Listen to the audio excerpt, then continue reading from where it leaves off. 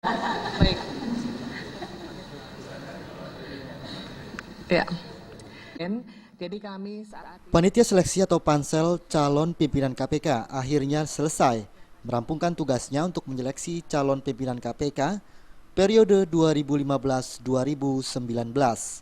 Selasa pagi pansel resmi menyerahkan 8 nama calon pimpinan KPK yang lolos dalam seleksi kepada Presiden Jokowi di Istana Negara Jakarta. 8 nama yang lolos ini dibagi menjadi 4 kategori kompetensi yang dibuat pansel.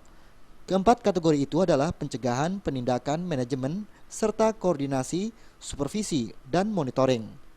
Sesuai pembagian berdasarkan kategori kompetensi, ke-8 calon pimpinan KPK yang lolos, diantaranya kategori bidang pencegahan diisi oleh Kepala BIN Saud Situmorang dan pengacara publik Surya Chandra.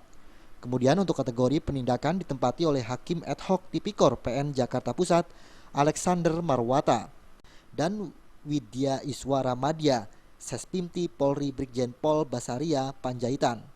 Sementara untuk kategori supervisi, koordinasi dan monitoring ada nama pelaksana tugas pimpinan KPK Johan Budi dan akademisi Universitas Hasanuddin Laode Muhammad Syarif.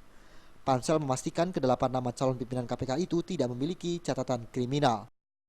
dalam penentuan pelolosan 8 nama tersebut, kami ada 3 faktor yang kami perhatikan. Yang pertama adalah hasil wawancara. Yang kemudian yang kedua adalah hasil kesehatan, fisik dan jiwa. Dan yang ketiga adalah masukan-masukan yang kami peroleh dari lembaga-lembaga yang memang melakukan penelusuran rekam jejak.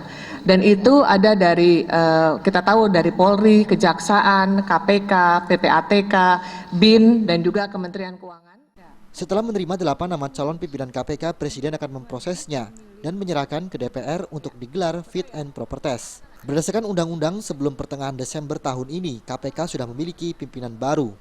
Dari Jakarta, Rifan Alfidian melaporkan.